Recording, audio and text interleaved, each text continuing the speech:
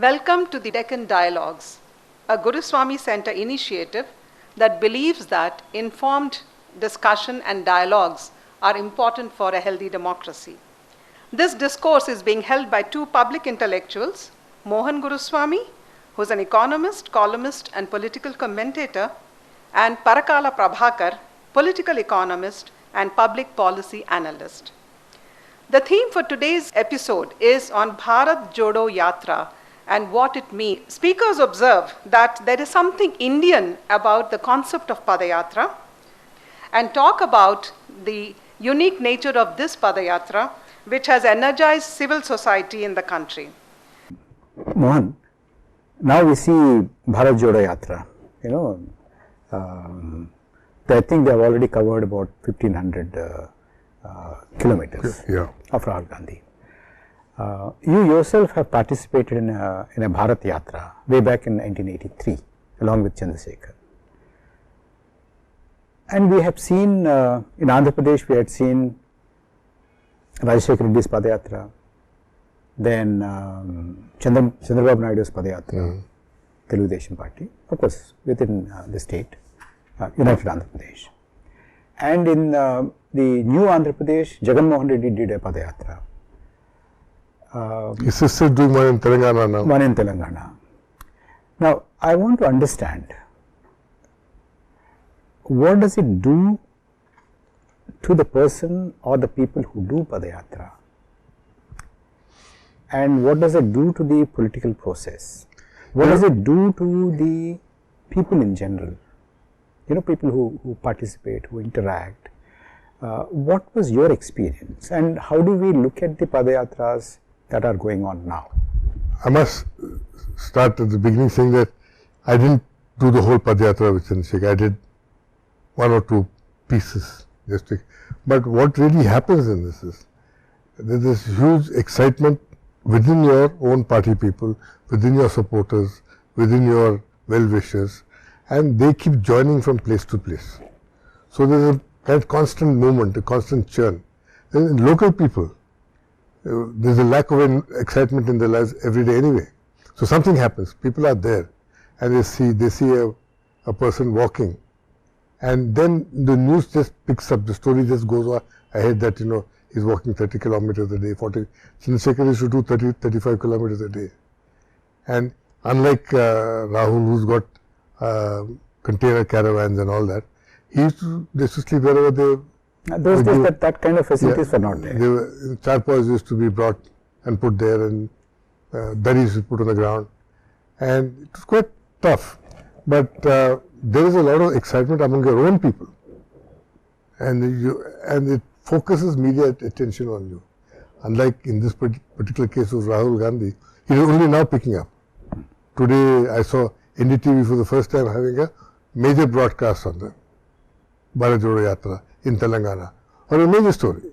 But otherwise, those days, in the absence of TV, journalists coming from Delhi, going up to the Tuticorin or wherever, and then walking 50, 100 kilometers or maybe even 100 yards, and then reporting on it, saying that, we've got blisters on his feet becomes a story.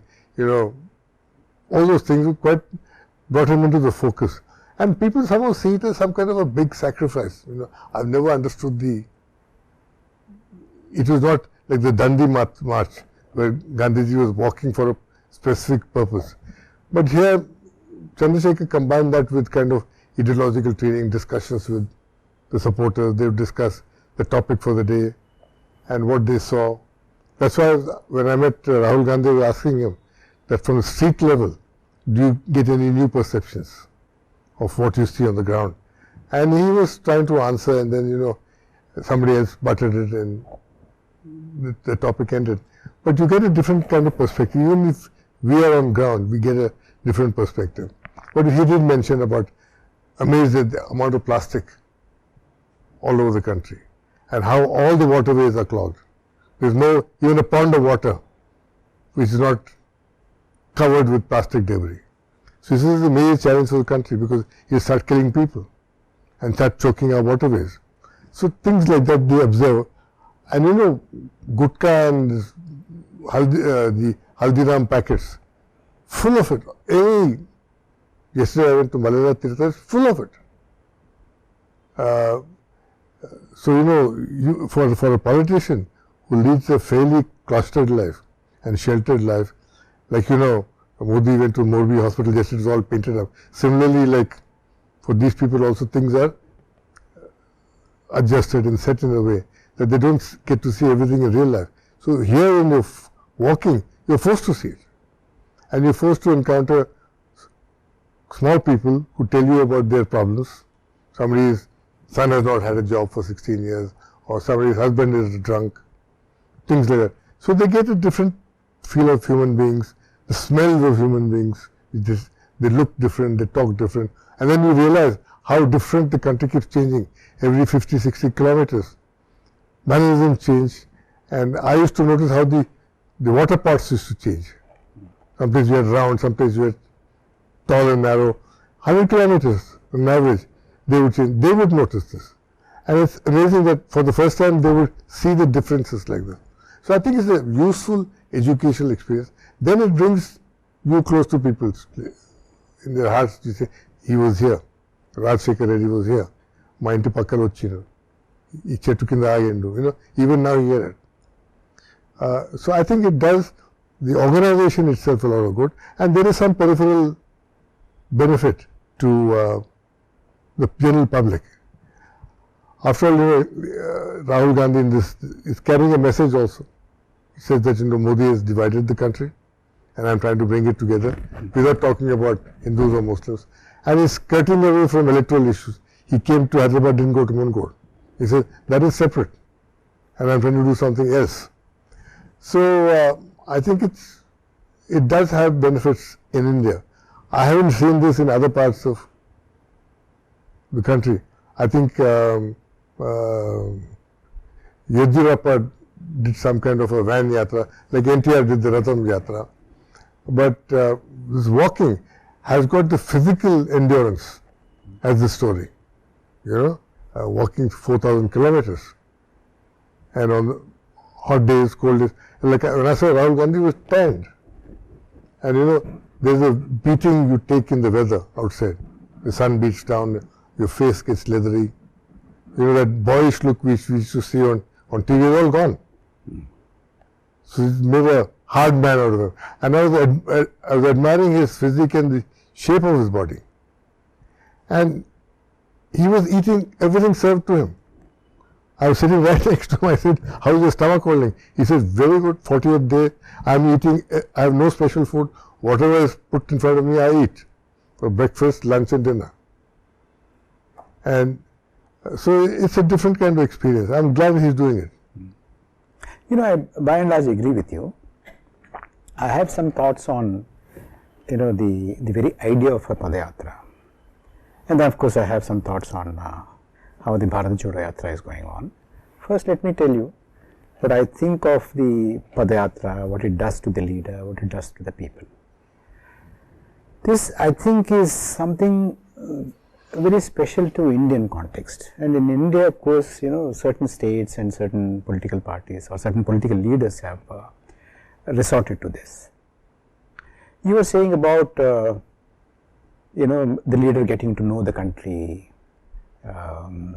Every 100 miles something changes, and they hear about the problems of unemployment or poverty or plastic or environment, etc.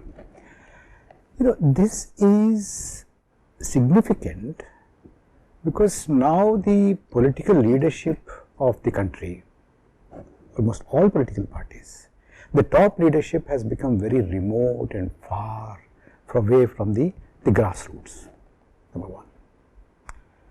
That is the reason why they had to come, if at all they chose to, to travel like this in order to understand what India was.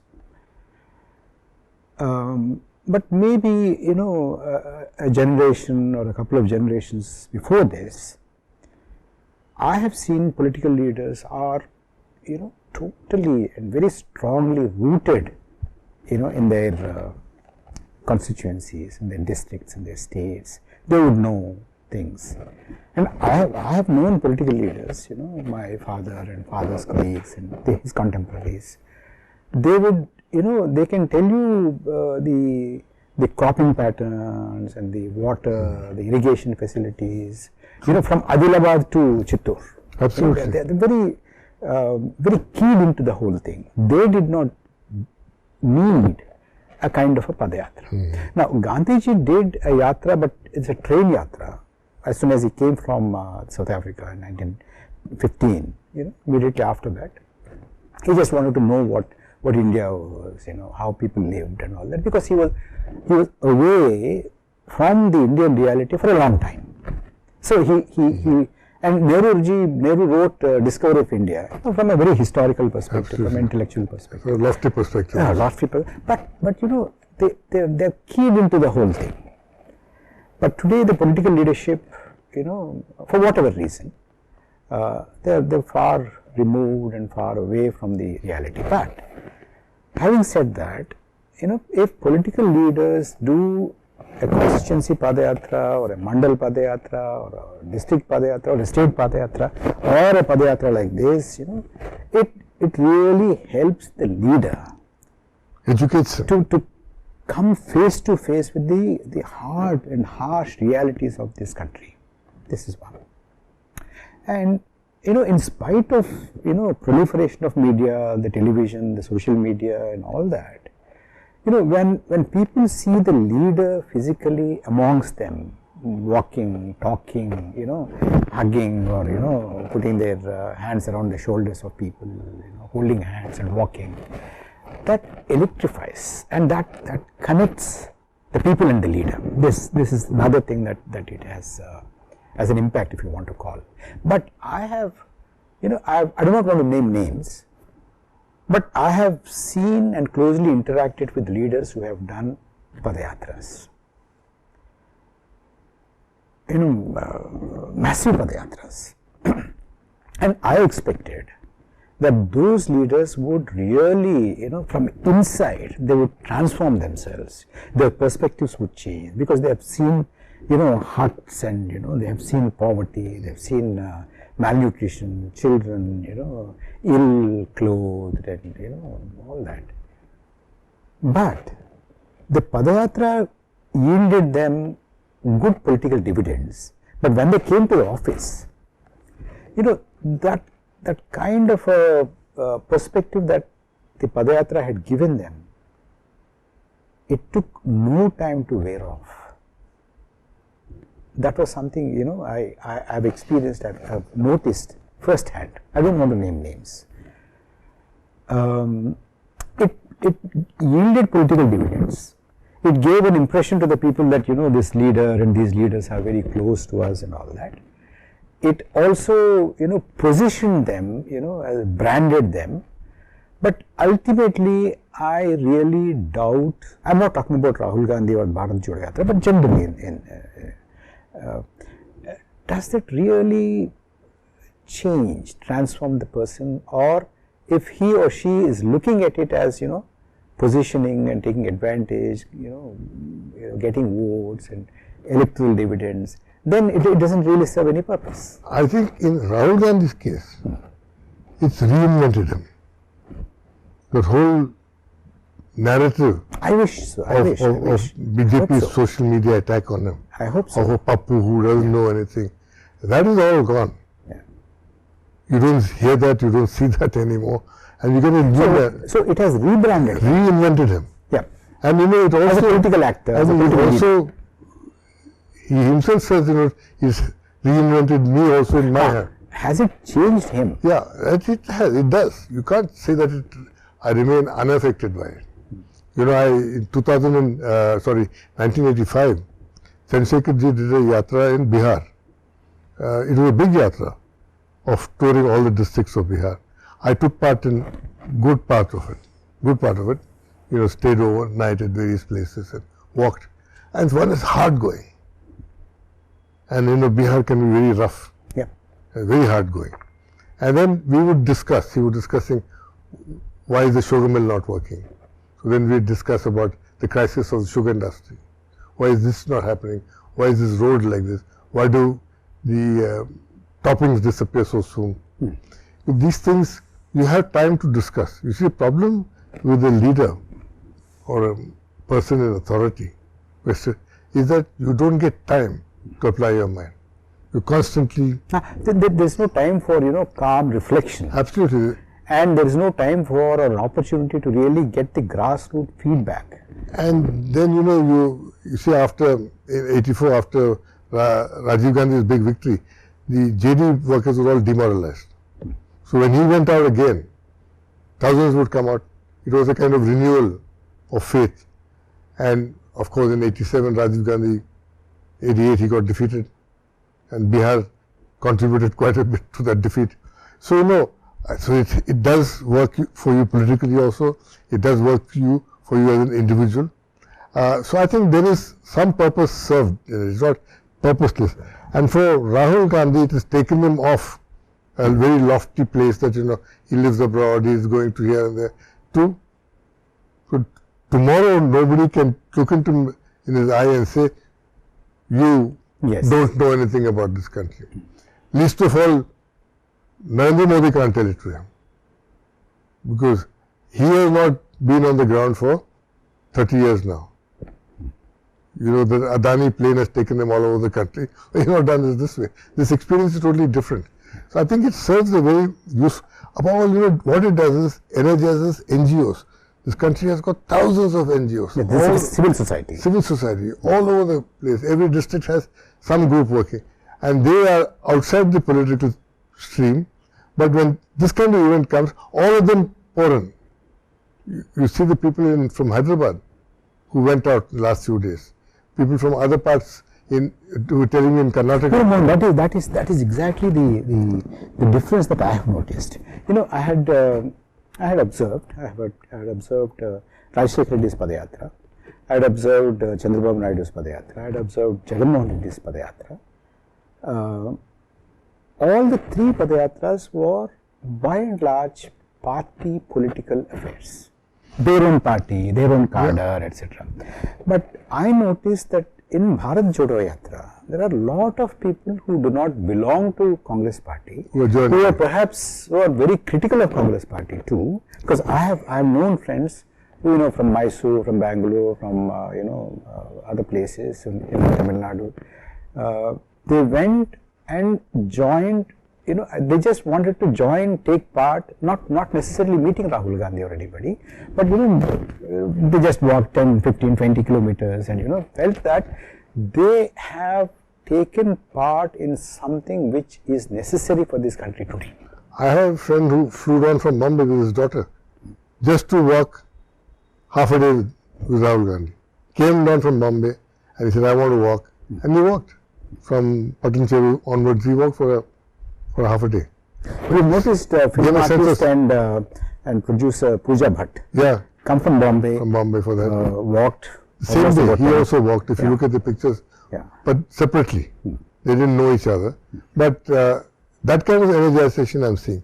When I went to this Gandhi Ideology Center where they had their camp, Dera as they call it, there were a few NGO people.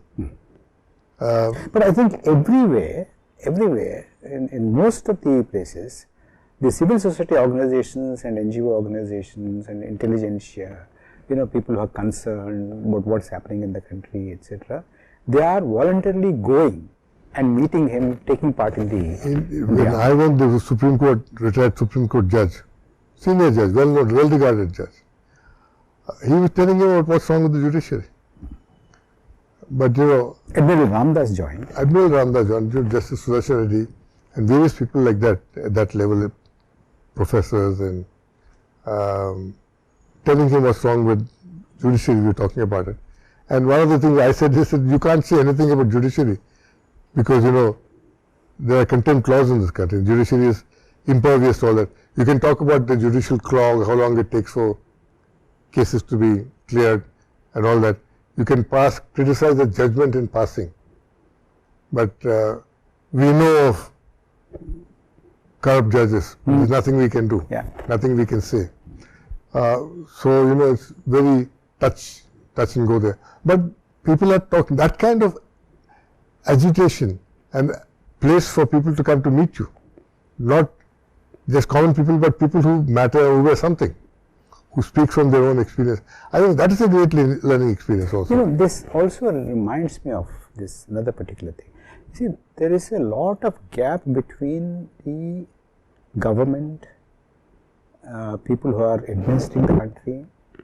I'm not talking only about the present regime, but generally, gap between them and the people. There is a lot of unfulfilled demands and desires and wishes, and you know.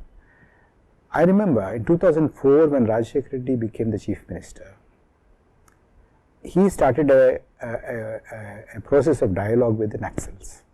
Remember? Now, all the Naxal leaders, the prominent leaders, were called for negotiations, for talks. They were lodged in, government guest house here. Lakeview or some guest house. And when they were there, by morning 6:30, hundreds if not thousands of people used to come from all over the state to give them, the Naxal leaders, petitions, including sarpanches. What does it show? It said we have a robust electoral system, we have a democracy, we have been conducting very fair and reasonably fair elections, etc., etc. Still, they would look at this kind of a thing as an outlet for them to pour out their woes. Now, in this padayatras, Bharat Jodo Yatra and earlier padayatras that we have referred, and the one which you have referred to and participated, we would see these kind of trends. People expect people want you to hear them. Yeah, they want a shoulder. Yeah, and they are satisfied if you hear them, give them a hearing, or you take their petition and say, I'll look into it, I'll read it, because they know that somewhere something might click. And people are desperate. Mind you, in Telangana, you know that the Naxalites were running a parallel court system. They were settling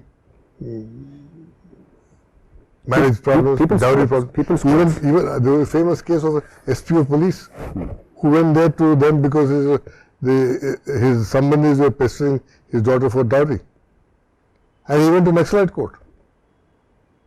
And it was reported in the 80s, it was reported. So, which means by and large the civil society doesn't feel one with the government and the governance systems, the structures, the institutions, they are alienated from it.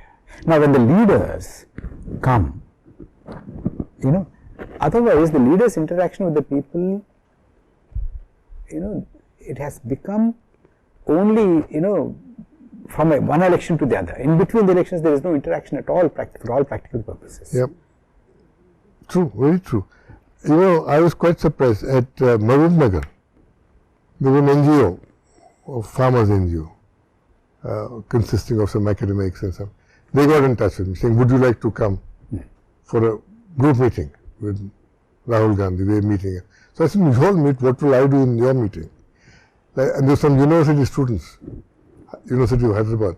I know they called me up, said, would you like to come with us for a meeting? So I said, no, it's the students, it should be your meeting. What an old man like me sit and do in your meeting? So that kind of activism I've noticed, at least in Telangana. So it must have happened I know of a college lecturer in Mysore who walked in Mandya for half a day. And she was telling me, she said, it's extremely difficult to walk. He walks very fast and he is very agile, and keeping pace with him is difficult. Many of us just give up. But we can't really skirt this issue of what is it going to do to the 2024 elections? They can never say. That's the question we dealt with. Because you see, as far as Andhra Pradesh united or bifurcated Andhra Pradesh is concerned, that everybody who took out a padayatra had won the election. You see, in 1984, Chandrasekhar was supposed to be the rising star, the leading opposition figure. And Indira Gandhi was considered to be on the defensive of the game. But the death. Overnight. Yeah. And I still remember talking to him. After all that effort, he said, forget about all that, it's all gone. People in this country are emotional, and she made a supreme sacrifice, and they'll react just as the way they reacted to me walking with them. But the Congress party is very insistent that this has nothing to do with electoral politics. And very significantly, in spite of this huge yatra that they are taking, the Gujarat, which is an important state which is going for a polls now, the yatra doesn't touch. Because he knows, I asked this question. He said, vitiate the atmosphere in Gujarat, first of all. And I'm going. So it will turn into a political campaign rather than. I'm trying to do something else. I'm trying to focus on issues. I'm trying to get people to talk to each other, even at the ground level, to behave like brothers. Muslim family and a Hindu family, neighbors, to at least shake hands and be like brothers. So that is more important. But to me, Mohan, it appears that it will not go without yielding electoral dividends to Congress party. It will certainly will. I for certain believe that the organization gets energized. Yeah. I've seen that process twice, how the organization gets energized by these activities. The leader comes down and you sleep with them, walk with them, talk to them. But the only challenge that remains now is that, after the yatra passes, is the Congress party in possession of a machinery which can consolidate this and then turn this into electoral gain? You see, Congress party, I believe, and I've been in this game for a long time. I have my own doubts about this. I believe that they have a machinery always, because there is a lot of goodwill, residual goodwill for the party, and there is always a memory for the party. I remember the legacy advantage.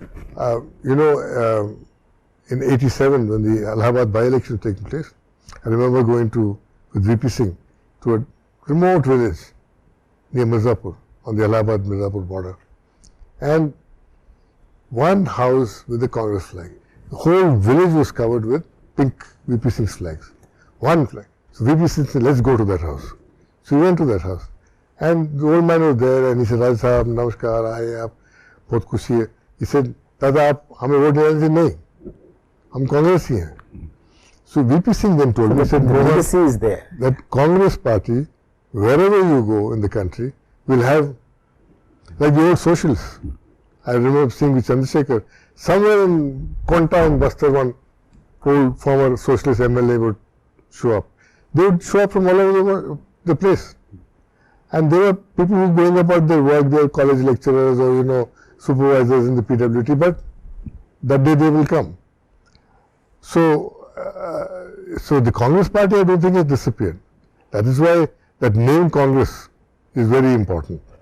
It's a historic. I remember very well that P.V. Narasimha Rao used to say that Congress party might weaken, it might be defeated, but Congressism will live. It's there, it's going to be alive.